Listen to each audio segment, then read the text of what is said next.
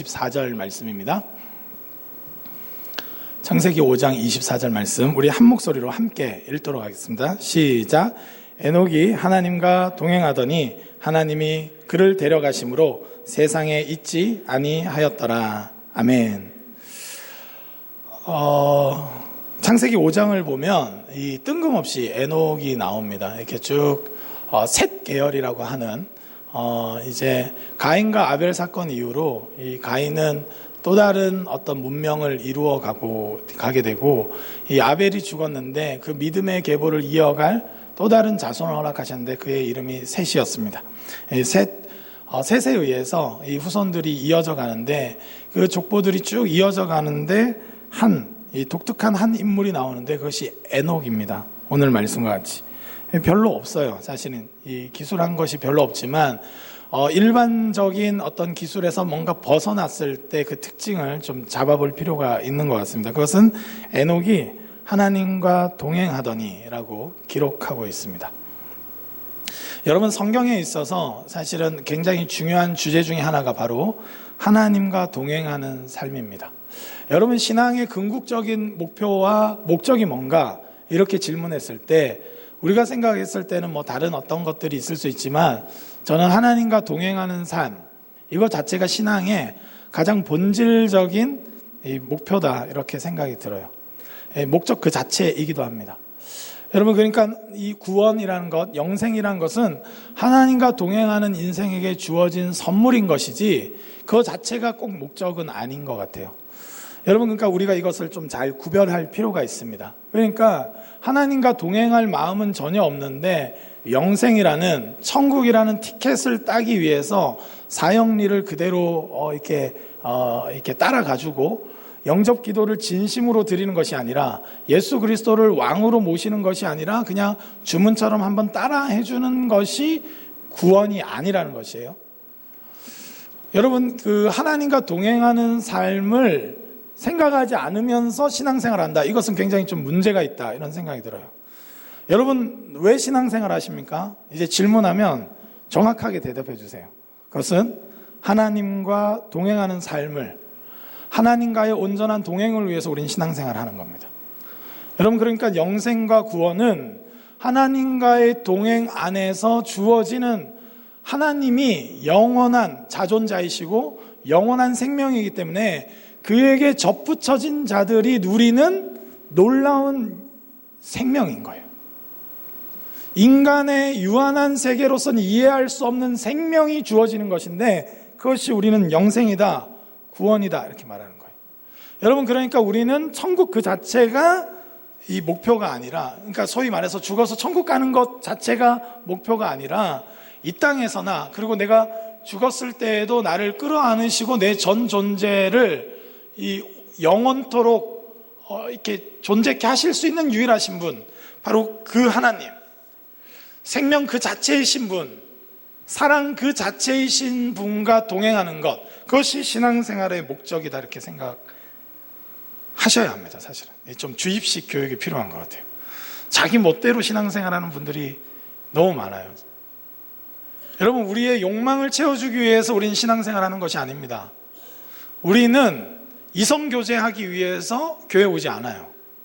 그런 분 계십니까? 아니길 주님의 이름으로 축복합니다. 네. 삐씩 웃으시는 분이 12분 계셨는데요, 순간적으로. 제가 위에는 못 봤어요. 위에는 못 봤는데 12분 계셨습니다. 여러분, 맨 처음 그럴지 몰라도 신앙의 본질을 알았다면 하나님과 동행하는 인생이 신앙의 가장 중요한 요소다, 이런 것을 좀 기억할 필요가 있을 것 같아요.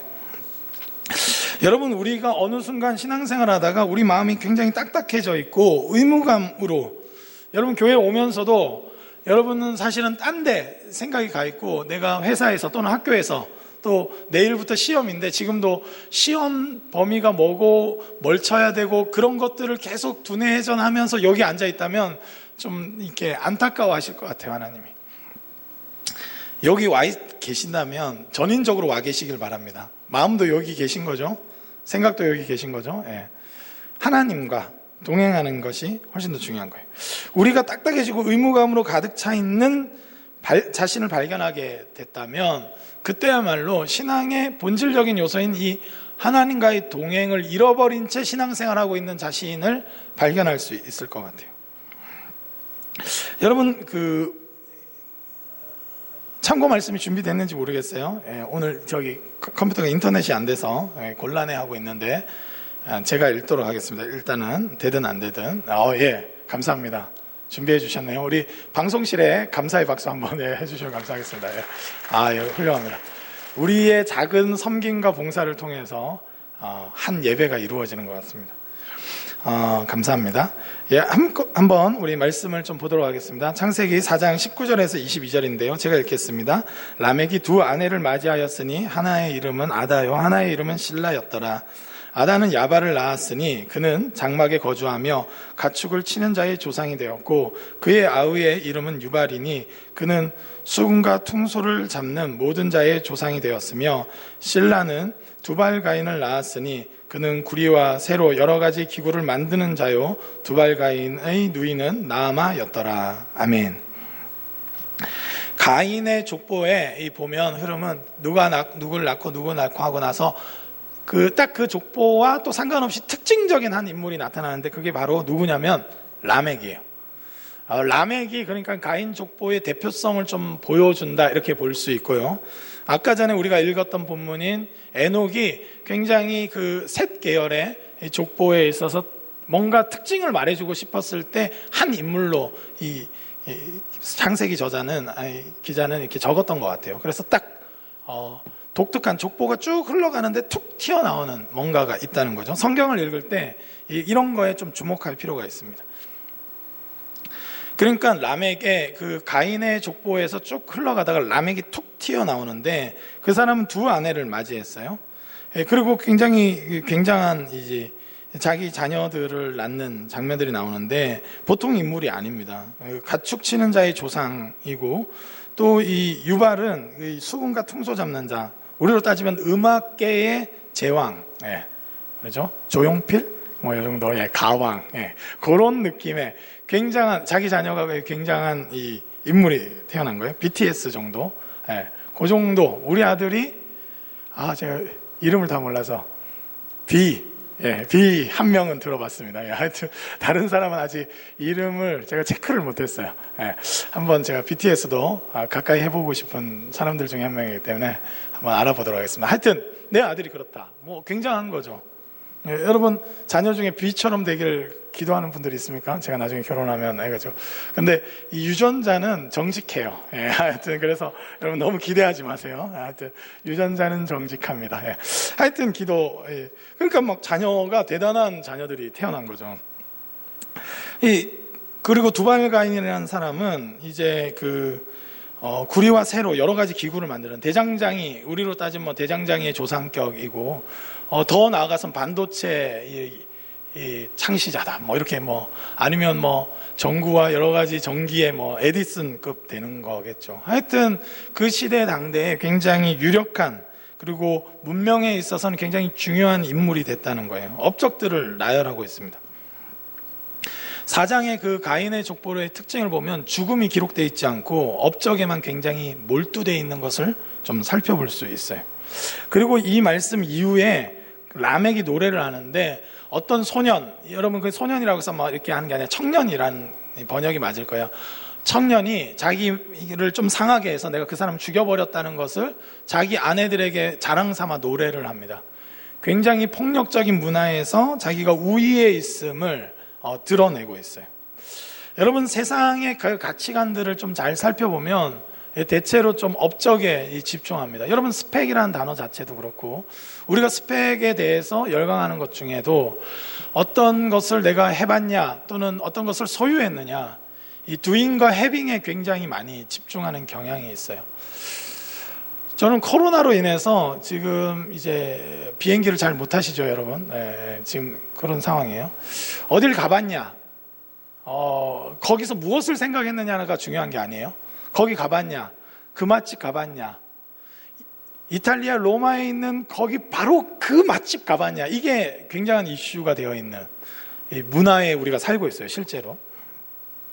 그래서 우리의 존재를 어떻게 다듬어 가는가에 대한 관심보다는 대부분이 어떤 경험, 여러분 경험은 중요하죠. 그 존재를 만들어가는 중요한 재료라고 생각합니다. 그럼에도 불구하고 이 존재를 만들어가는 여행 개념보다는 지금은 이 많은 좋은 사진들을 위해서, 내가 소유할 수 있는 어떤 이 사진들을 위해서 하는 여행들이 좀 더 많아진 것 같아요.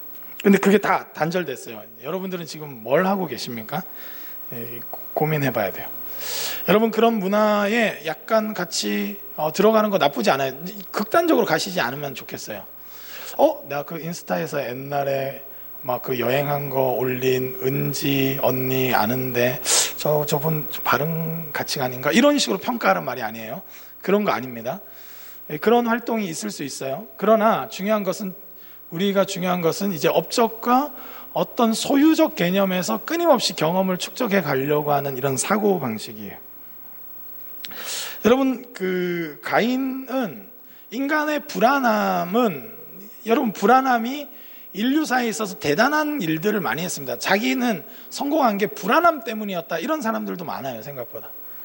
여러분, 그러나 그것이 행복한 길이거나 그것이 하나님이 인정할 만한 길인가, 이건 좀 다른 거예요.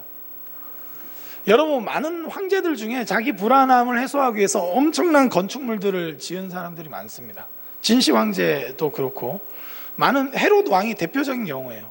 자기 불안함, 정치적인 불안함 때문에 자기 요새와 성들 지을 뿐만 아니라 예루살렘 성전도 어마어마하게 지었어요. 여러분, 이 유대인들에게 인정받기 위해서 자기의 어떤 그 불안함을 해소하기 위해서 끊임없이 자기 업적들을 쌓아가려고 하는 요소들이 있어요. 그래서 우리도 지금도 사실은, 제가 그 만리장성을 갔을 때 한 생각인데, 저는 좀 안 가고 싶었어요. 어쩔 수 없이 코스에 넣을 수밖에 없었는데, 유명지니까. 사람의 어마어마한 피에 의해서 지어진 성이라고 하면서 거기에 또 돈을 내고 그걸 보러 가는 게 기분이 그렇게 썩 좋지는 않더라고요. 여러분, 인류가 자랑하는 것들을 자세하게 한번 살펴보면 어마어마한 사람들의 피와 희생과 고통에 의해서 생겨난 것들이 제법 많아요.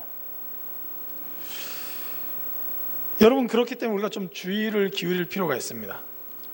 여행지로서 한번 가볼 수는 있겠지만 우리의 삶의 가치가 거기에 초점을 맞춰져 있으면, 우리도 아까 라멕이 노래했던 것처럼 자기 업적들과 자기의 위대함을 나타내기 위해서 누군가를 죽여버리는, 누군가를 배제시킬 수 있는 인생을 살 수 있다는 거예요. 이것이 인류의 늘 위기인 거예요. 처음에는 그렇지 않았는데 자기의 불안함을 해소시키기 위해서 끊임없는 업적을 쌓다 보니까 다른 사람의 것들까지도 이렇게 차지하려고 하는 인간의 그 자기중심성이 나타날 수 있다는 겁니다. 여러분, 자기 업적에 몰두하는 사람은 사실은 실제로 자기 자신에게 굉장히 몰두되어 있는 사람이에요.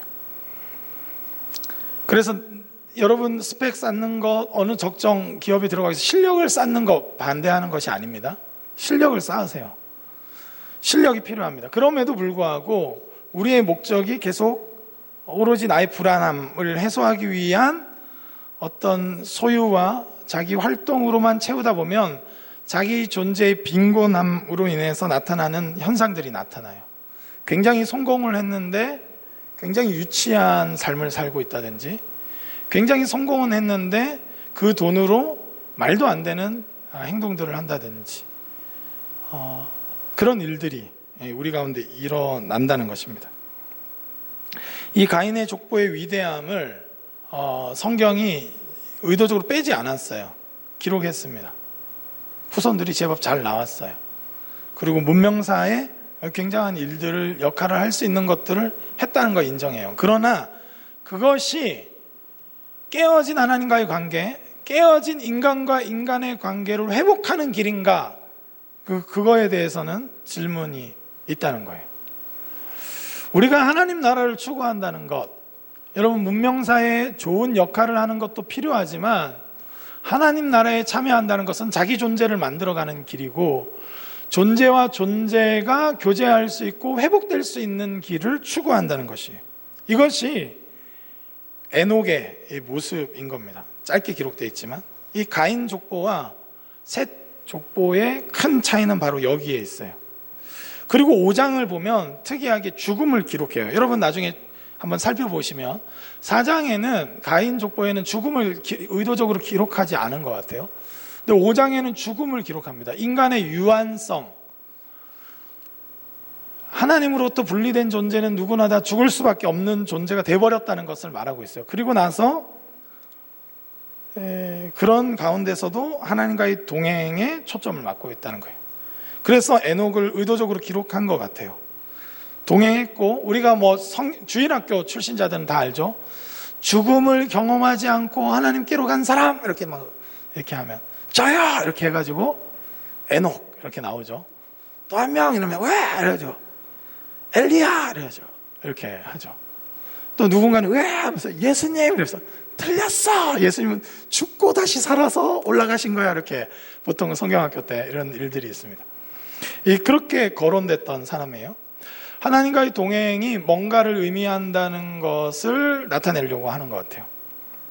실제로 안 죽었는지 어떤지 정확하지는 않지만 하여튼 동행했고 데려가셨다. 이 데려간 게 죽은 거 아닌가? 이렇게 생각할 수도 있는데 죽었다는 단어를 굳이 사용하지 않고 데려가셔서 세상에 있지 않다 이렇게 썼기 때문에 그가 죽지 않고 올라간 것이 아닌가 생각하는 거예요. 하나님과 동행하는 삶은 결국은 영생과 연결된 어떤 측면을 설명하고자 한 거 아닌가 이렇게 또 볼 수 있는 것 같아요. 그리고 나서 이 셋 계열의 족보에 가장 좀 두드러지게 나중에 나타난 한 인물이 있는데 라멕만큼 두드러지게 나온 인물이 바로 노아입니다. 그러나 노아는 은혜를 입었더라. 바로 그 노아. 6장 9절에 이렇게 기록되어 있습니다. 이것이 노아의 족보니라. 노아는 의인이요 당대의 완전한 자라. 그는 하나님과 동행하였으며. 그러니까 하나님은 지속적으로 이 셋 계열의 사람들을 통해서 하나님이 주시고자 하는 메시지는 하나님과의 동행이에요. 여러분, 그러니까 이 세상의 문명이 너무 발전하면 발전할수록 존재에 대한 관심과 하나님과의 동행에 대한 관심은 조금 더 사그러지고 자꾸 업적 뭔가 드러낼 수 있는 활동들에 몰두할 수 있습니다. 그런데 문제는 그것이 우리를 오히려 빈곤하게 만들 수 있다는 거예요.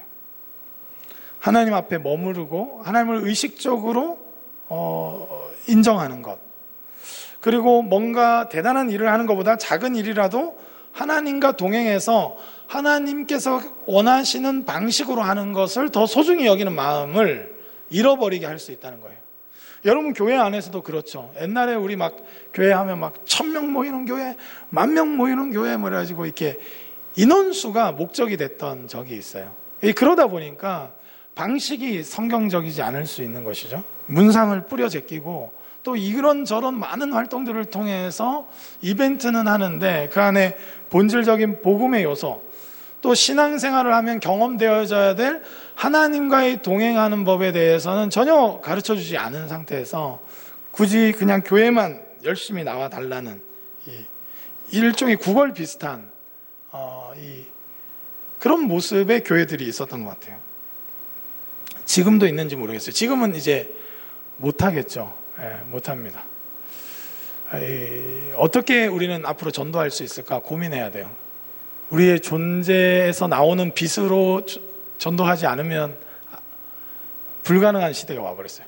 그런데 저는 힌트를 얻는 건 로마 시대 때도 전도가 됐다는 거죠. 박해 시대 때도 전도가 됐다는 거예요. 이게 그 놀라움 아닙니까? 이벤트와 활동으로는 못하는 시대 때 박해가 있을 그때에도 예수님을 믿고 싶어하는 사람들이 찾아 들어왔다는 거예요. 여러분, 교회가 잃어버린 영광이 뭡니까? 하나님과 동행하는 거예요. 저 사람은 반드시 하나님과 동행한다는 그 어떤 시그널이 있어야 되는데 없는 거죠 지금. 그러니까 더 요란해진 거예요. 많은 이벤트와 많은 행사, 여러분 행사를 부정하지 않습니다. 공동체에 필요해요. 여러분 가족끼리도 여행 갈 수 있는 거고 생일 축하해줘야 되는 거죠. 이벤트 자체가 그런데 그 주가 되고 존재를 만들어가는 과정이 아니라 이벤트 자체가 목적이 돼서 인원 동원이 목적이 되면 벗어나는 것입니다. 여러분, 그러니까 세상의 그 화려함, 과인 계열의 화려함과 이 반대되는 대항적 문화를 하나님 만드시기 원하셨는데 거기에 핵심은 하나님과의 동행이라는 거예요. 여러분 하나님과 동행하고 계십니까? 할렐루야. 네, 아무도 동행을 안 하세요 혹시? 네. 지난주에 한 2초 정도 동행했다가 거의 같이 안 지냈어요. 여러분 이런 분들 계세요? 아니면 막연하게 난 늘 동행했다고 혹시나 착각하고 사시는 분 계시지 않습니까? 여러분 동행하는 거예요. 노아가 그 당대의 완전한 자로 섰던 것은 하나님의 은혜였고 하나님의 은혜의 결과는 하나님과의 동행에 있어요. 여러분 그러니까 성공하고 내가 취직이 잘 되고 내가 시험 치는 것보다 합격하는 게 형통이 아니라 그것이 은혜 입은 자의 모습이 아니라 은혜의 결과는 이 노아와 같이 뭐냐면 의인으로 살고 완전한 자로 살고 온전함을 가지고 무엇보다도 하나님과 동행하는 거예요. 죄인으로서 우리는 감히 하나님과 동행할 수 없는 자인데 끊어졌던 이 관계가 예수 그리스도의 은혜로 말미암아 이제 다시 이어지고 하나님과 함께 행할 수 있도록 하시는 것이 이 은혜의 결과입니다. 여러분 그러니까 신앙한다는 것 자체는 하나님과 동행하는 그 의식이 회복되는 거예요. 어디서나 우리는 주님을 느낍니다. 이것이 신앙의 결과여야 돼요. 여러분 지금 예배 시간에도 하나님을 못 느끼면 이제 굉장히 심각해지는 거예요. 네. 여러분 하나님 느끼시죠? 여러분 하나님 성령께서 우리의 영적인 생명을 허락하셔서 하나님을 의식하고 생각할 수 있도록 하셨다는 거예요. 여러분 그럼 하나님과 동행하는 게 뭘까? 그럼 맨날 동행하는데 어떻게 동행하라고 이런 질문을 할 수 있습니다. 여러분 어떻게 동행하세요? 제가 궁금하네요. 네. 옛날 이 청년부실 같으면 이렇게 좀 질문하면서 할 건데 그죠? 나 진리랑 눈이 마주쳐서 진리한테 굉장히 물어보고 싶은데 이게 공간이 주는 어려움이 있네요. 사실은 이렇게 어떻게 동행하세요? 여러분 우리가 신앙생활이란 것이 하나님과의 동행이 본질이고 이때까지 우리가 신앙생활을 해왔다면 여러분들은 어떤 방식으로 하나님과 동행하고 계십니까? 이걸 질문해야 돼요. 나는 하나님과 어떻게 동행하고 있는가? 아브라함을 좀 살펴볼게요. 여러분 성경 주제를 저는 이렇게 우리가 했던 주제대로 성경을 한 번씩 쫙 읽어보시면 좋을 것 같아요. 하나님의 형상으로, 하나님 나라의 관점으로, 뭐 이렇게 예배의 관점으로 해가지고 쫙 보면 얼마나 성경이 풍성하게 그 모든 주제들을 다루고 있는지 좀 보일 것 같습니다. 제가 어제 참고 말씀들을 막 정리하다가 너무 많아가지고 결국은 너무 많더라고요. 동행의 삶에 대해서 할 얘기가 성경이 제가 아니라 성경이. 그런데 이제 축약적으로만 살펴보겠습니다. 우리 창세기. 근데 제가 설교를 별로 안 했는데 자꾸 2시가 돼요. 되게 힘들어요. 그래가지고 제가 쫓겨요. 그래서 저 설교 길게 안 했잖아요. 그죠? 안 했는데 갑자기 이렇게 눈을 들어서 보면 2시가 돼 있어요. 제가 굉장히 어렵습니다. 설교할 때마다 마음이 쫓겨요. 쫓기는 마음을 해보겠습니다. 12장 4절입니다. 같이 읽을게요. 시작. 이에 아브라함이 여호와의 말씀을 따라갔고 롯도 그와 함께 갔으며 하란을 떠날 때 75세였더라. 여러분 하나님과 동행하는 법. 그래서 신앙생활은 가장 핵심이 하나님과의 동행인데 하나님은 어떻게 그분의 자녀들과 동행하시는가? 저는 늘 여러분들이 알고 있는 답들이에요. 제가 말씀드리는 건 다 성경에 있는 거기 때문에 희한한 게 없기 때문에 다 아시는 거예요. 그러나 한번 정리하자면 말씀이라는 거예요. 말씀을 따라갔다는 거예요. 약속을 따라갔다는 거예요. 하나님께서 이 신구약 말씀을 통해서 약속하신 것들 있죠. 여러분 아브라함의 자손으로 우리도 유효합니다. 하나님이 열방을 복되게 하시기로 했어요. 아브라함을 통해서. 여러분 이 아브라함을 통해서 모든 족속이 복을 얻게 하겠다. 이것이 하나님의 약속이었어요. 여러분 아브라함의 자손은 우리에게도 유효해요. 이 약속을 따라간다는 거예요. 복이 되게 하겠다. 여러분 매일마다 주어지는 말씀. 여러분 큐티는 뭐 신비의 책은 아닙니다. 여러분 큐티 할 때마다 탁. 그러나 그날 매일마다 묵상하는 말씀들이 약속이 되는 거예요. 그리고 그러면 어제 거는 약속 아니다. 아니에요. 여러분 성경을 그렇게 보시면 안 돼요. 이렇게 젊게 보듯이 오늘 큐티하는 말씀만 나한테 유효하고 3일 전에 큐티했던 건 오늘은 버려야 된다. 그렇지 않아요. 3일 전에도 깊이 새겨져 있다면 그 말씀대로 순종할 수 있길 주님의 이름으로 축복합니다. 그래서 그 약속들을 반드시 교회를 통해서 하실 일들에 대한 약속에 대한 감각을 가지고 그 말씀대로 하루하루 따르면서 살아간다는 거예요. 그리고 나에게 특별히 내 상황 가운데 부어진 말씀들이 있을 거예요. 여러분, 느헤미야도 그랬습니다. 느헤미야 같은 경우도 이미 신명기에 말씀되어 있었어요. 복과 저주에 있었던 거예요. 여러분, 신명기 막 묵상하면서 그 느헤미야서가 떠올랐어야 돼요. 그래서 저주 가운데 해가지고 민족들을 다 흩어놓을지라도 나중에 돌이키면 다시 하늘 끝에 있을지라도 내가 다 돌아오게 하겠다 말씀하셨거든요. 느헤미야는 자기 상황이 지금 바벨론의 민족이 다 끌려갔고 그 다음에 페르시아 시대가 됐는데 돌아가고 싶었어요. 하나님의 그 약속들을 살펴봤어요. 근데 신명기 말씀에 하늘 끝에 있을지라도 다시 다 돌아오게 하겠다고 약속하신 분이더라고요. 그래서 그는 그것을 기도했고 그 말씀에 헌신했어요. 그리고 그 말씀대로 이루어지길 바랬고, 그는 페르시아에서 호아호시 가면서 예루살렘이 재건되기를 바란 것이 아니라 자기 자신이 거기로 총독으로 파견받고 어려움을 극복하면서 거기에 헌신하면서 그 말씀대로 이루시는 하나님을 기대했어요. 이게 하나님과 동행하는 겁니다.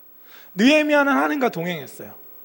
여러분, 나의 비전 하는데, 저는 나의 비전이란 말이 맞기도 하지만 오로지 저는 비전은 하나님의 비전만 있는 것 같아요. 하나님이 온 세계를 회복하시고 온 세계 안에는 우리의 가정도 포함됩니다. 여러분 자신도 포함돼요. 하나님의 모든 피조 세계도 포함돼요. 그 모든 일에 우리 가운데 그런 감각과 우리의 은사에 따라서 그 말씀대로 회복을 위해서 부르셨다면, 여러분 이번에 우리 행정 리더들은 오로지 모든 행사명을 리커버리로 정하기로 했어요. 리커버리 3차, 리커버리 4차, 리커버리 5차. 이름 짓기가 귀찮아서가 아니라 회복될 때까지. 회복될 때까지. 여러분, 그러니까 온 인류가 회복될 때까지 리커버리. 이번 그 행정 리더들은 다 리커버리 그 배지를 줘가지고 평생 회복을 위해서 헌신시키려고 생각하고 있어요. 여러분, 그러니까 하나님의 말씀을 따라간다는 것은 약속된, 기록된 말씀을 계속해서 연구하고 묵상해서 그 말씀에 부합하게 사는 방식인 거예요. 그것이 하나님과 동행하는 첫 번째예요.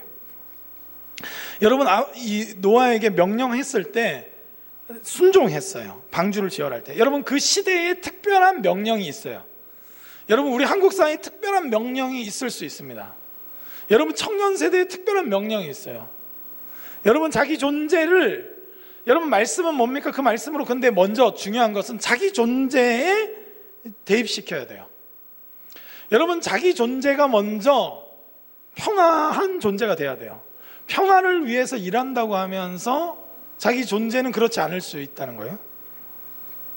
여러분, 하나님의 말씀은 그래서 아브라함으로 하여금 약속을 따르는 자의 삶을 살게끔 하셨어요. 여러분, 너희는 따르라. 느헤미야가 예루살렘 성벽 재건해 해가지고 돈만 붙일 게 하지 않았어요. 자신이 먼저 헌신했어요. 여러분, 하나님 나라에 대한 구원은 구호로 그치면 안 되고 자신이 먼저 헌신해야 돼요. 말씀은 자기에게 먼저 적용돼야 돼요. 여러분, 그래서 그것이 하나님과 동행하는 길입니다. 여러분, 오늘도 하나님 말씀 앞에 반응할 수 있길 바라요. 그리고 어떤 상황에 어떤 말씀이 떠오르다면 여러분, 성경대로 우연일까요? 그 말씀 제끼고 불순종하려고 하지 마시고, 그 말씀이 떠올렸다면 성령께서 주신 걸로 믿고 받을 수 있길 바라요. 지금 나를 위해서 하나님 주신 말씀으로 알고 믿고 반응할 수 있길 바랍니다. 그것이 하나님과 동행하는 길이에요. 여러분, 12장 4절에 보면 아브라함은 여호와의 말씀을 따라갔고 롯도 그와 함께 갔어요. 이게 뭐 의도한 건지 모르겠지만 저는 그렇게 해석합니다. 아브라함은 말씀을 따라갔어요. 근데 롯은 아브라함을 따라다녔어요. 그것도 복되긴 하지만 그가 결국은 계속 함께 약속에 참여하는 자로 살지 못하는 것은 그가 사람을 따라다닌 거예요. 그래서 아브라함과 헤어지고 나니까 그는 하나님과 동행하는 삶의 방식을 선택하지 못했습니다. 롯은. 여러분, 우리는 계속 말씀을 따라가야 돼요. 여러분, 교회 왜 옵니까? 사람 때문입니까? 목장 리더가 좋아서요? 아니면 친사팀 리더가 너무 예뻐서입니까? 여기까지. 하여튼 사람을 따라다니면 여러분 결국 신앙에서 미끄러지는 거예요. 여러분 직접적으로 자신이 말씀도 묵상할 줄도 모르고 말씀을 알지 못하면서 내가 신앙생활을 한다고 착각하지 마시기 바라요. 교회 생활을 한다는 것은 말씀을 따라갈 수 있는 힘을 얻는 거예요. 배우세요. 큐티 세미나 오세요. 구약 산책도 들으세요. 목장 리더들한테 큐티 나눔하자 하면 짜증내지 마세요. 분위기 다운시키지 마세요. 어디 막 회식 가자 하면 으아 이렇게 하면서, 기장 가자 하면 으아 이렇게 하면서 오늘은 신명기 말씀을 묵상하겠습니다. 진짜 우리 목장 리더는 너무 진지충이야 막 이렇게 하고 좀 그러지 마세요. 바꾸세요. 여러분 감정적인 그 훈련이 필요해요. 큐티 하자 하면 으아 큐티 하면서 막 흥분하세요. 말씀을 막 피고, 어떻게 하루치만 큐티할 수 있습니까? 나눔을 하는데 일주일치 내내 전부 다를 봅시다 해가지고, 여러분 저는 꿈꿉니다. 몇몇 목장들이 저기 보드게임 한다고 9시 10시에 끝난다는 소식을 들었어요. 제가 기도했어요. 하나님 큐티 나눔 때문에 10시에 끝나는 목장이 있게 해주십시오. 기도했어요. 진심으로. 할렐루야. 예. 여러분, 그러니까 말씀을 묵상하고 말씀을 알려고 하는 것을 기뻐하지 않으면서 하나님과 동행할 수 있는 길은 없습니다. 여러분, 신앙생활 하면서 하나님과 동행하는 기쁨을 경험하고 싶다면 그렇게 살아야 돼요. 빨리 해야 되는데 잠깐 출애굽기 40장 33절에서 35절 잠깐 볼게요. 예, 한번 보겠습니다. 같이 읽겠습니다. 시작. 그는 또 성막과 제단 주위 뜰 문에 휘장을 다니라. 모세가 이같이 역사를 마치니 구름이 회막에 덮이고 여호와의 영광이 성막에 충만하매 모세가 회막에 들어갈 수 없었으니 이는 구름이 회막 위에 덮이고 여호와의 영광이 성막에 충만함이었으며. 아멘. 여러분, 그리고 이제 개인적으로 말씀 생활을 통해서 하나님과 동행하는 길이 있고, 또 한 가지 말하면 공동체적인 거예요. 여러분, 목사에 의해서 좌지우지되지 않길 바랍니다. 할렐루야. 그런데 공동체에 의해서는 여러분들이 움직여야 돼요.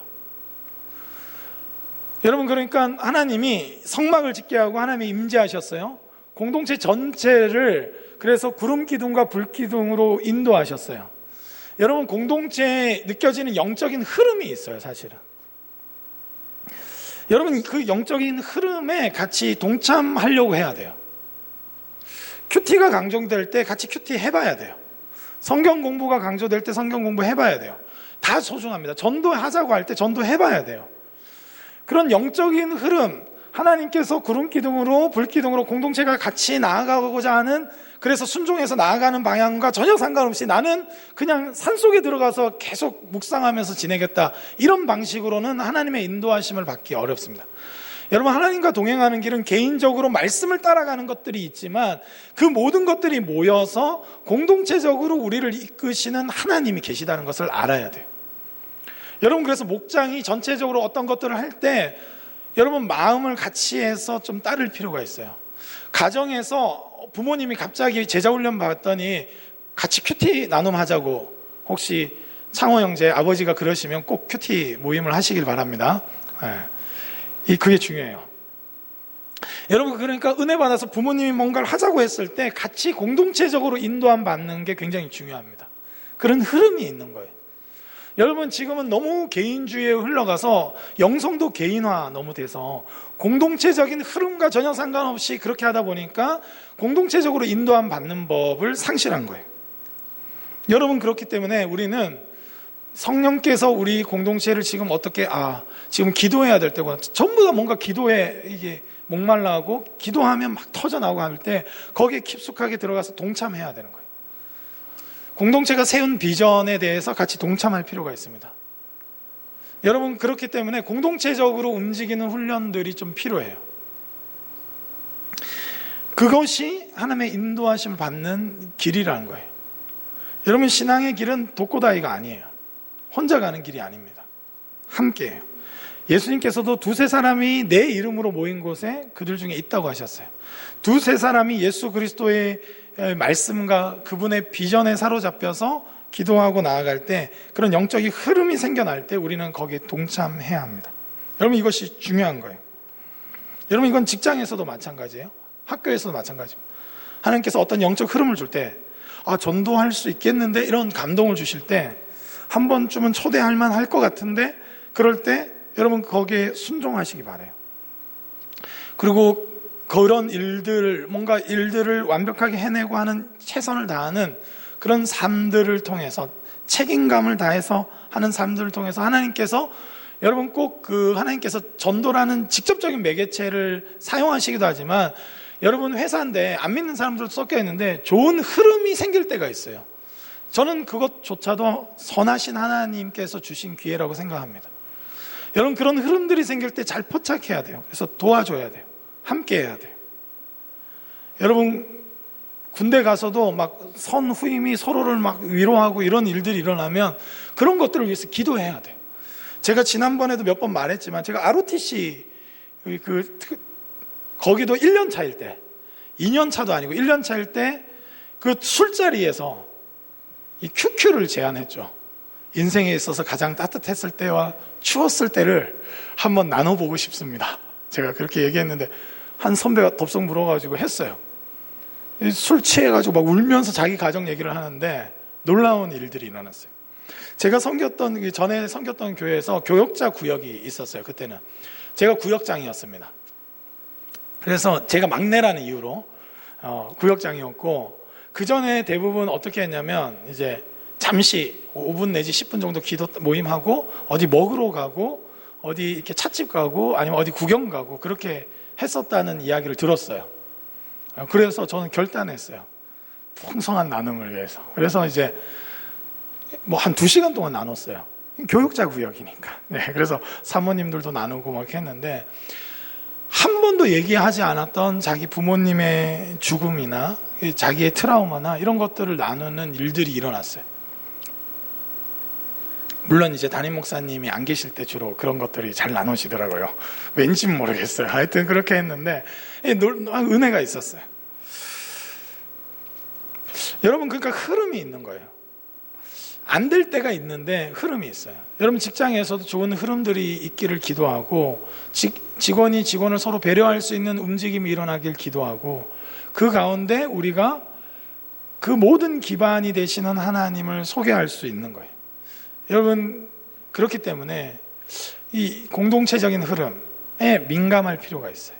사람 눈치를 보라는 것이 아니라 하나님이 우리를 어디로 데려가시려고 하는가 민감할 필요가 있어요.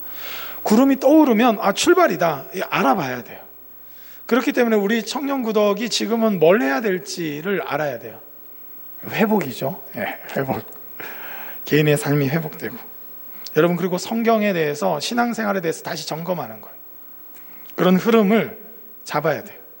말씀 묵상을 할 줄 모른다고 핑계대면서 10년을 버텼다면 이제는 말씀 묵상을 할 줄 아는 그리스도인으로 서보는 거예요. 여러분, 그렇게 하나님 우리를 인도하신다는 것이죠. 여러분, 그리고 또 나아가서 하나님께 인도하는 방법은 빨리 하겠습니다. 2개만 좀 더 하고 끝낼게요. 잠언 3장 6절이에요. 잠언 3장 6절 같이 읽겠습니다. 시작.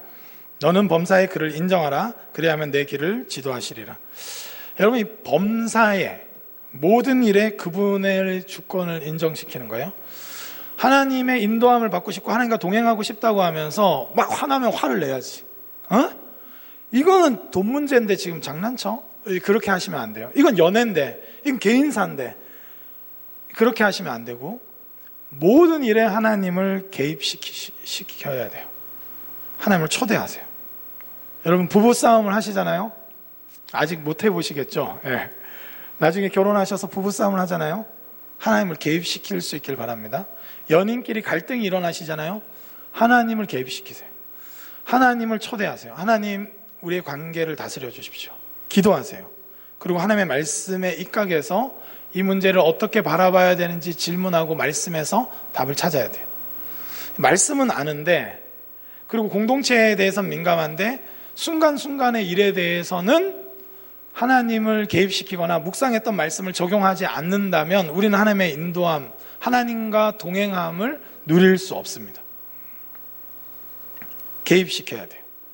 제가 예배 들어오기 전에 어떤 한 형제가 뭐 있었어가지고 우리 또 중용 형제가 굉장히 좀 상담을 해줬던 것 같아요. 예, 감사하게 생각하고 그 형제가 꼭 고마웠다고 얘기해달라고 저한테 말했어요. 그래서 고맙습니다. 저 감사해요. 근데 제가 이렇게 얘기를 하다가 보니까 지금 어려운 상황이었더라고요. 어려운 상황이었어요. 보통 이렇게 찾아오는 경우는 물질을 원해서요 라는 걸 알아요. 목회자는 그걸 압니다. 그래서 가까이 가기 싫죠. 네. 근데 얘기를 해보니까 제가 줄 수 있는 정도의 돈이었어요. 그리고 제가 오늘 하필이면 딱 공돈이 그렇게 생겼어요. 진짜로. 뭐 여전도의 연합회 뭐 그거 이렇게 봉사해드리고 막 했는데 감사하다고 이렇게 약간의 사례를 주셨어요. 와, 이거 어떻게 쓰지? 이렇게 생각을 했는데 하나님께 묻진 않았어요. 오늘은 전 나쁜 놈이에요. 예, 하여튼 그랬는데 묻지 않았어요. 묻지 않았는데 하나님이 묻지 않으니까 혼내시는 것은 아니지만 깨닫으라고 굳이 안 가도 됐어요. 예배가 곧 시작이라서 뭐 잘 해결되고 있는 것 같아서요. 박효준 집사님이랑 해갖고 얘기가 잘 되고 있는 것 같아서 굳이 안 가도 됐지만 뭘 필요로 할지 알기 때문에, 그리고 내가 받았던 봉투가 얼마 있는지 몰랐어요 그때는. 근데 이제 딱 가서 이렇게 했는데 얘기를 해보니까 좀 필요하더라고요. 제가 올라가서 봉투를 확인해 보니까 한 딱 그 정도 있었어요. 그러니까 여러분 범사의 글을 인정해야 돼요.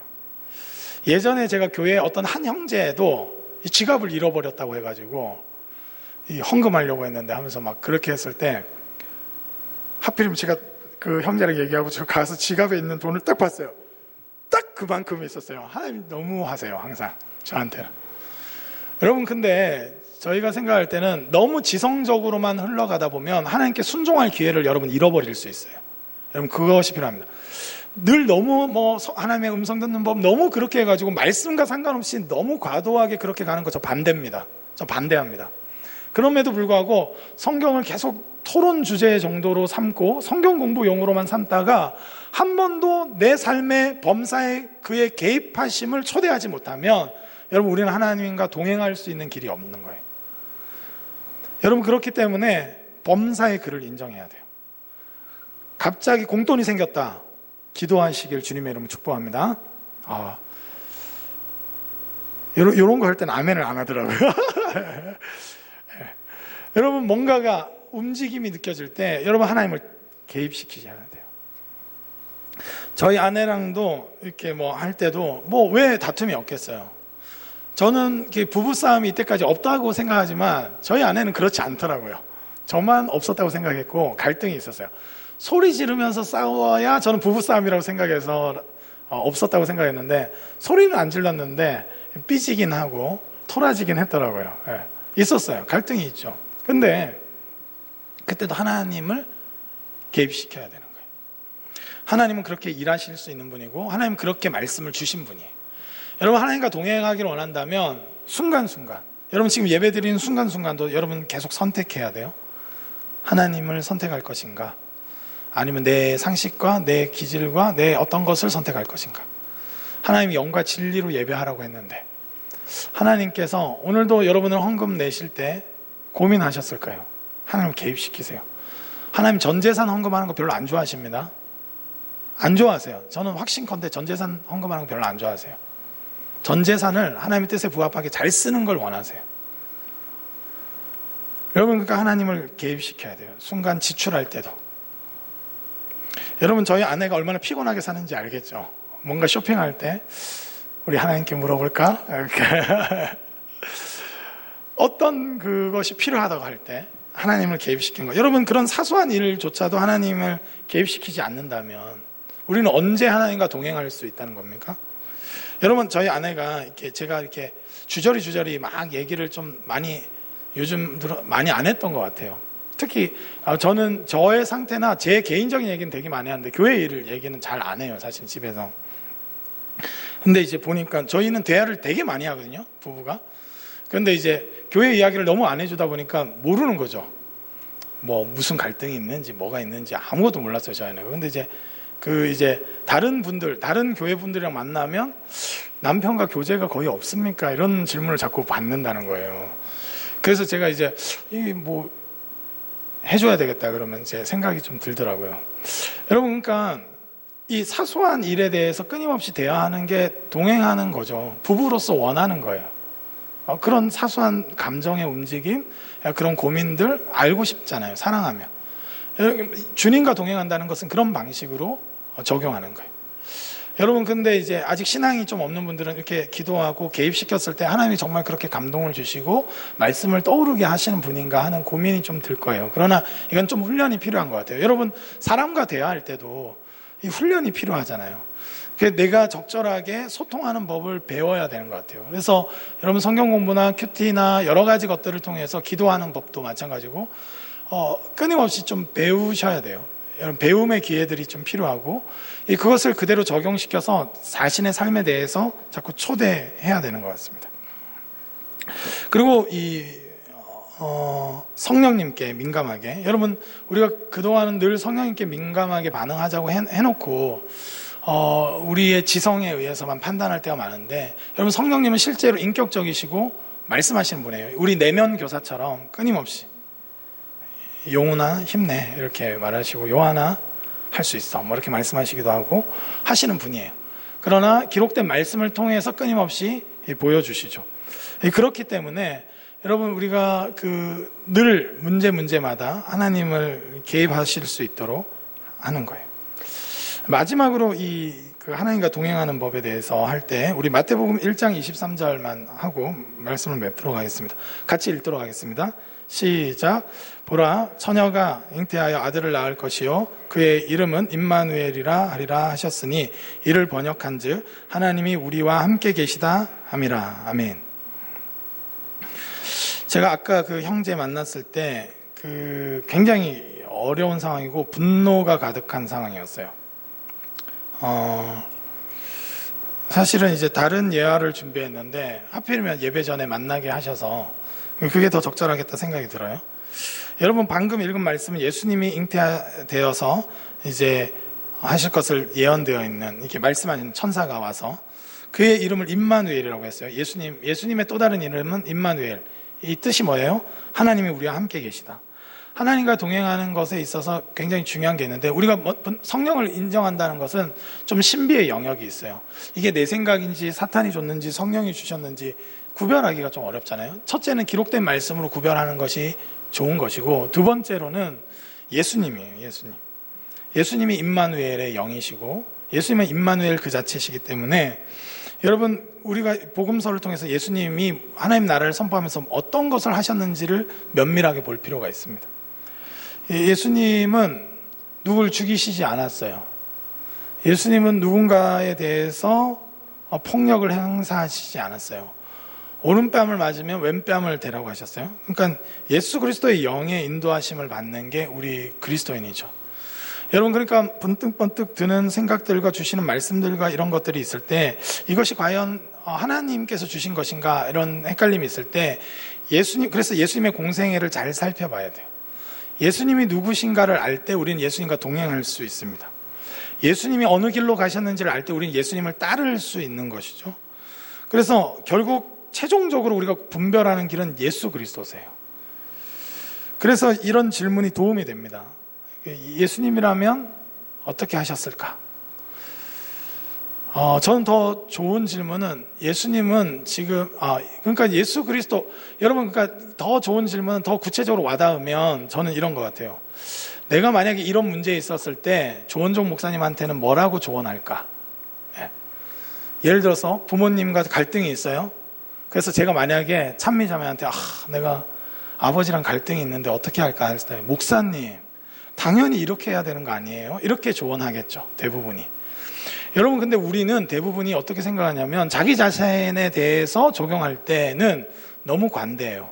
예수님과 상관없이. 예수님이라면 이렇게 하셨지만 나는 이렇게 해야지, 이렇게 자꾸 해요. 여러분, 예수님과 동행하는 것은 예수님의 길을 가는 거예요.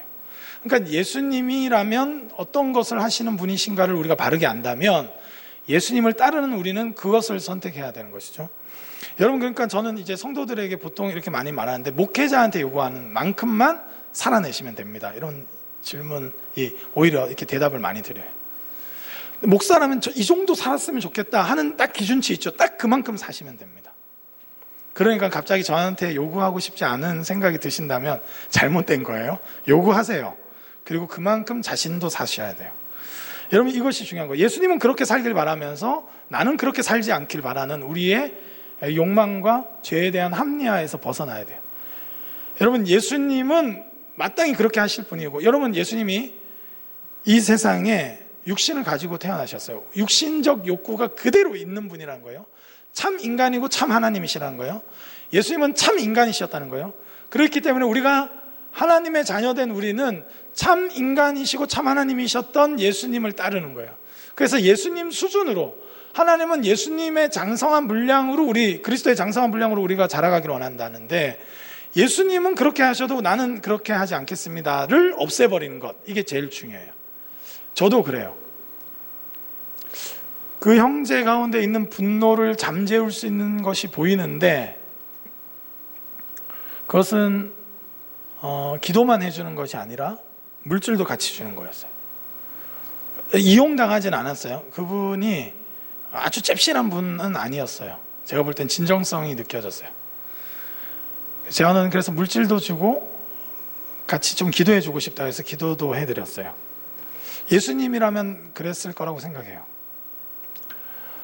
예수님이라면, 예수님이 만약 목회하신다면 우리 청년구덕 한 사람 한 사람을 많이 사랑하실 거라고 생각해요. 예수님이라면 작은 성장에도 격려하고 칭찬하셨을 거라고 생각해요. 예수님은 한 사람 한 사람, 자기 앞에 있는 환자들에 대해서 전심을 다하지 않을 때가 없으셨어요. 예수님이라면 내 앞에 있는 한 사람에게 마음을 쏟는 것이 마땅하다고 생각이 듭니다. 예수님이라면 제자들의 이성교제에 대해서 언급하셨을 것 같아요. 그래서 제가 오늘 언급을 했습니다. 저는 하기 싫었어요, 사실. 그러나 예수님이라면, 여러분, 그러니까 우리 가운데 그것이 분명하게 있었으면 좋겠어요. 하나님과 동행하는 길은 굉장히 멀리 있는 것이 아니에요. 구체적이어야 되고 구체적으로 할 수 있는 거예요. 용기가 필요합니다. 내 기질을 따르지 않고. 어떤 사람은 사랑은 잘 되는데 정의와 공의를 세우는 일은 힘든 사람이 있어요. 그냥 이해해주고 품어주는 건 잘 되는데 아니야. 근데 하나님은 두 가지 성품이 다 있으신 거예요. 예수님은 정의와 공의를 세워가고 원칙을 지켜나가게 하는 것 중요합니다. 그러나 실패하고 낙담한 사람을 다시 위로하고 사랑으로 일으켜 세우는 것 중요해요. 같이 가는 거죠. 여러분, 근데 다시 일으켜 세운 이유가 뭡니까? 원칙에 합당하게 살게 하기 위해서요. 그럼 원칙을 포기하면 안 돼요. 원칙을 지켜나가지만 여전히 실패한 자들을 끌어안고 그들로 하여금 다시 살게 하는 거죠. 하나님이 그렇게 우리에게 일하시는 분이세요. 여러분, 우리가 이 코로나로 인해서 목장에 예수님이 마치 소그룹을 인도하셨던 것처럼 12제자를 인도하신 것처럼 하고 싶었는데 지금 잘 안 되고 있는 부분이 있습니까? 오늘 좀 기도하고 하나님의 인도하심, 범사에 그분을 인정하시고 말씀을 통해서 구체적으로 인도하심을 받길 바라요. 우리가 목장 맨 처음에 출발할 때 여러분 약속의 말씀들로 여러분들이 정했던, 하나님 앞에 받았던, 목장 리더들이 세웠던 말씀들이 다 있어요. 그 말씀을 다시 약속으로 붙드시길 바라요. 여러분, 그거는 발표용이 아닙니다. 여러분에게 하나님이 주신 거예요. 여러분 목장에 들어갔을 때 또는 우리 청년구덕 공동체에 들어왔을 때 주신 말씀들이 있다면 그 말씀을 약속으로 붙잡고 구체적으로 대입하고 하나님의 개입을 초대하면서 순종할 수 있길 바랍니다. 그렇게 할 때 하나님이 우리를 인도하세요. 섬뜩하게, 분명하게, 또 기도하고 찬양할 때 우리의 마음에 감동을 일으켜서 그분은 우리의 지성과 의지와 감정을 다 터치하시면서 우리를 인도하시고 동행하시는 분이에요. 하나님을 만났다는 게 뭐냐, 이런 질문들이 있었어요. 제가 그 맑은 샘 프로젝트 하면서 그 증거가 뭐냐, 저는 지정의 모두 다 건드려져야 된다고 생각해요. 하나님 아는 것, 하나님에 대해 아는 것들도 충만해져야 돼요. 하나님 자체를 알아야 돼요. 그뿐만 아니라 우리가 감정적으로 동요하고 하나님 하면 눈물 나고 하나님 하면 참 기쁘고 하나님이 나의 사랑의 대상, 정서적으로도 그것이 교감돼야 된다고 생각합니다. 의지적 차원에서도 하나님이 가라 하면 가보고 하나님께 순종해보고 그렇게 할 때 하나님과 동행할 수 있는 것입니다. 여러분 신앙생활을 너무 막연하게 하지 마시고 한번 구체적으로 한번 동행을 초청했으면 좋겠어요. 여러분 하나님이 왜 우리로 하여금 하나님과 동행하라고 하셨을까? 여러분 제가 사역해보고 이렇게 해보니까 원칙과 원리로 사역하면요 분노가 쌓여요. 화나. 왜 이것밖에 안 해? 내가 그렇게 말했잖아. 막 화가 나요. 때로는 실망하고 좌절해요. 내 삶에 대해서도 화가 날 때가 있어요. 너무 실망스러워. 내 스스로는 어찌 주체할 수 없는 상황에 놓일 때가 있어요. 그때 하나님은 외부에서 오는 그 하나님의 능력으로 저를 채워주세요. 말씀해 주세요. 다시 사랑을 느끼게 해주세요. 나에게 없는 사랑인데 하나님이 동행해 주셔서 설명해 주시고 그분의 사랑을 전이해 주셔서 그 사랑으로 섬기게 하시는 것들을 경험합니다. 여러분 신앙생활에 있어서 하나님의 뜻을 이루어가려. 여러분 하나님의 뜻 좋아요. 여러분 저는 그런 것 같아요. For God보다 더 중요한 건 with God인 것 같아요. 사역하면 할수록 하나님을 위해서 내가 이것도 하겠습니다, 저것도 하겠습니다, 이 봉사도 하겠습니다 막 했지만 하나님과 동행하지 않고서는 다 좌절해요. 다 실망해요. 그리고 제대로 따라주지 않는 사람에게 막 분노가 일어나고 화가 나고 교회에 대해서 막 욕지거리를 막 하고 싶고, 제가 그 정도는 아닌데요 사실은. 네, 좀 격하게 표현한 겁니다. 막 그런 거예요. 근데 하나님과 함께하면 다 의미가 있어요. 다 소망이 돼요. 막 보면 다 빛나요. 여러분 진짜로 여러분 자신이 빛난다는 거 알고 계세요? 제가 고등부 애들한테 말했어요. 가시광선 영역에선 빛나지 않지만 적외선 영역에선 빛나고 있다고 말해줬어요. 과학적으로도 빛나고 있어요. 그러나 영적으로 더 보면 여러분 한 사람 한 사람이 얼마나 빛나는지 저는 헷갈려요. 어두워요. 저는 안 들려요. 그러나 주님이 동행하셔서 설명해 주시고 말해 주시고 저 사람의 마음이 무엇인지 깨닫게 하실 때 움직여져요.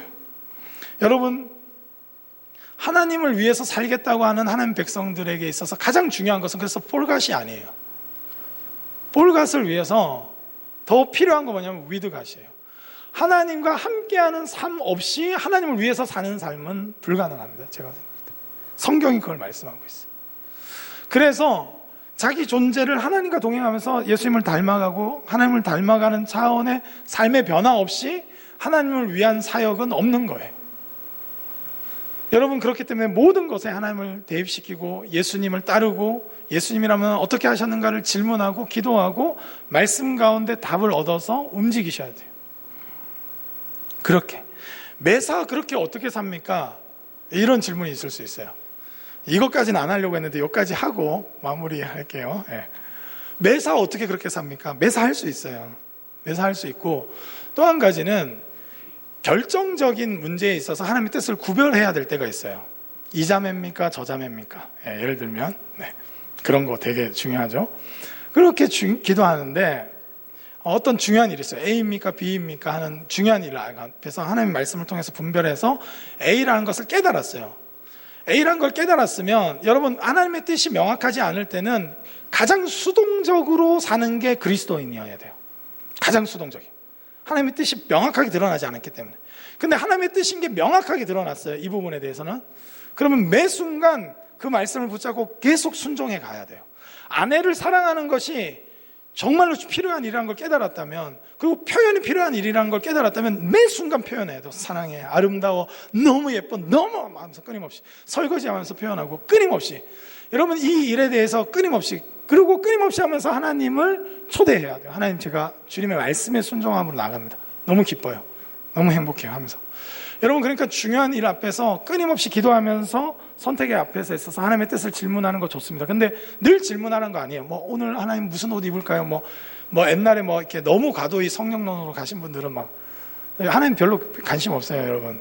뭘 거쳐도 빛나는 존재니까. 네. 뭘 거쳐도 거기서 거기기 때문이기도 하고 뭘 거쳐도 너무 빛나기 때문에 하나님 별로 관심 없으세요. 그래서 여러분 하나님의 뜻이 명확한 거는 기쁘게 입는 거예요. 오늘 너무 예쁜데? 오늘 넥타이 너무 좋은데? 하면서 기쁘게 하나님을 개입해서 하나님, 오늘도 하나님과 함께 나아갑니다. 오늘도 저는 설교하러 올 때 저 혼자 올라온 게 아니라 예수님과 함께 올라왔어요. 할렐루야. 보이세요? 네, 보여야 합니다. 여기 계셨군요. 여기. 하나님 늘 활동하신 분이에요. 여러분 인생 가운데 하나님이 함께하는 것만큼 기쁜 일이 없어요. 여호와를 기뻐하는 것이 너희의 힘이라 하셨어요.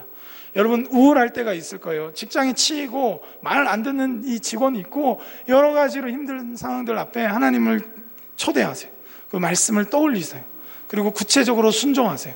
하나님은 동행하시는 분이고, 하나님은 그리고 나서 잘했다 충성된 종아 위로하시는 분이고, 아무도 몰라줘도, 여러분 아무도 몰라주는 선행을 했을 때 굉장히 좀 말하고 싶은 유혹이 있어요. 알아야 될 것 같은데 하면서 막. 그러나 아무도 몰라도 하나님이 위로하시는 그 위로가 있는 거예요. 여러분 그게 신앙생활의 정말 기쁨이에요. 그렇게 전진하며 나아가서 여러분 하나님과 동행하기 때문에 하나님의 뜻을 이루어가는 모든 그리스도인 되시길 주님의 이름으로 축복합니다. 우리 이 시간 함께 찬양하며 나아가도록 하겠습니다.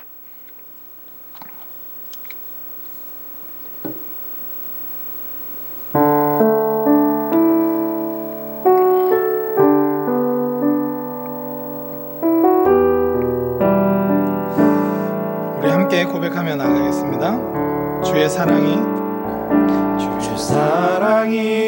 나를 숨쉬게 해. 세상 그 어떤 어려움 속에도 주 은혜로 나를 돌보시며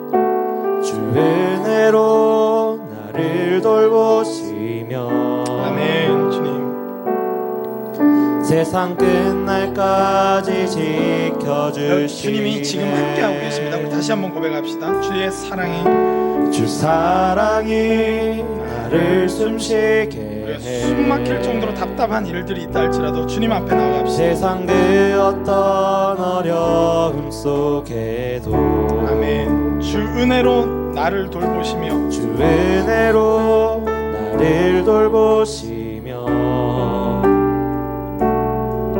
세상 끝날까지 지켜주시네. 주님만이 내 아픔 아시며 주님만이 내 아픔 아시며 주님만이 내 맘 어루만지네. 어느 누구도 나를 향하시 사랑을 끊을 수 없네. 주님만이 내 능력이시며 주님만이 나의 구원이시네. 어느 누구도 나를 향하시 주님의 사랑을 끊을 수 없네. 한 번만 더 고백하며 나갔으면 좋겠습니다. 주 사랑이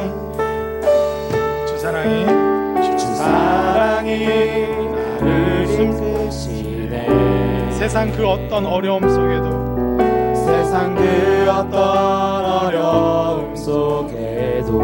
주 은혜로 나를 돌보시며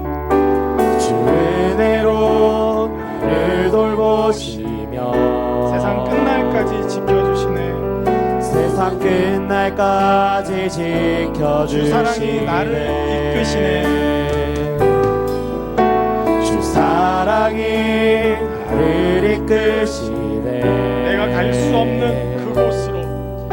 내가 갈 수 없는 그곳으로 주의 사랑이 나를 붙드시며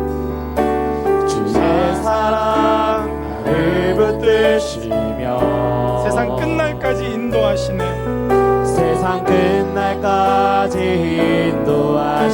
아멘. 주님만이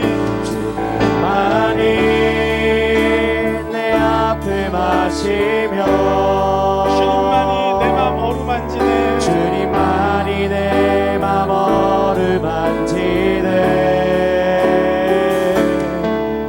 어느 누구도 나를 향하시 주님의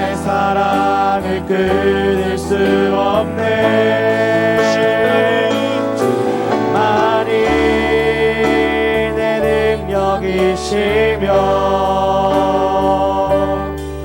주님만이 나의 구원이시네. 어느 누구도 나를 향하시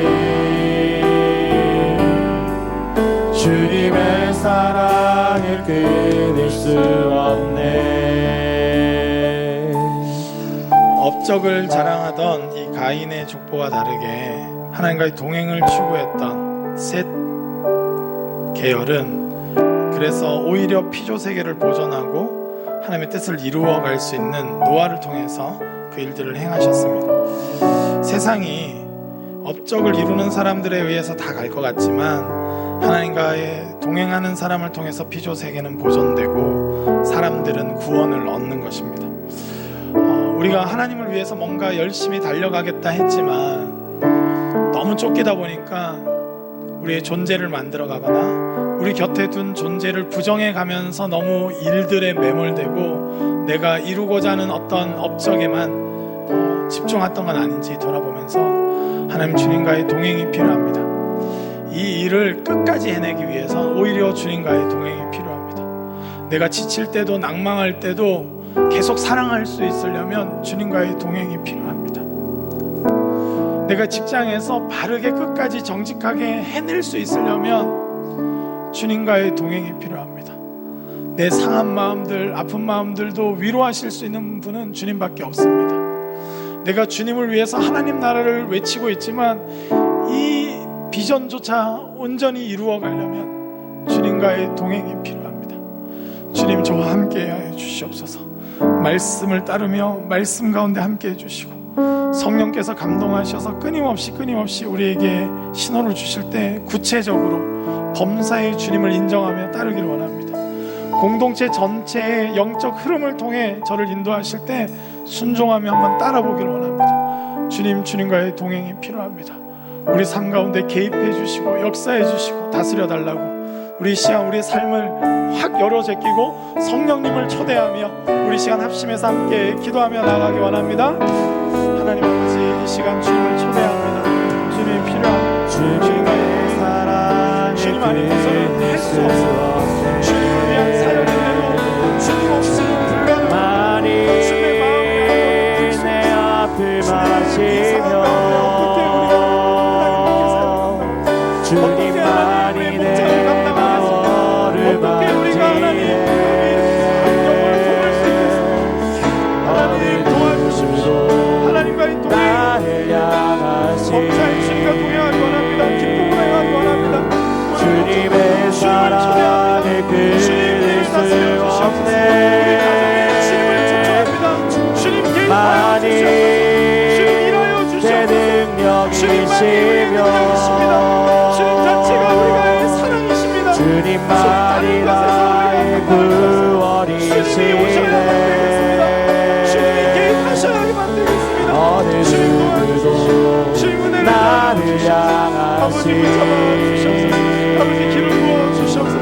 주님의 사랑을 끊을 수 없네. 우리 이 시간 한 번 더 기도할 때 우리 삶의 구체적인 정황을 하나님 앞에 아뢰며 하나님 그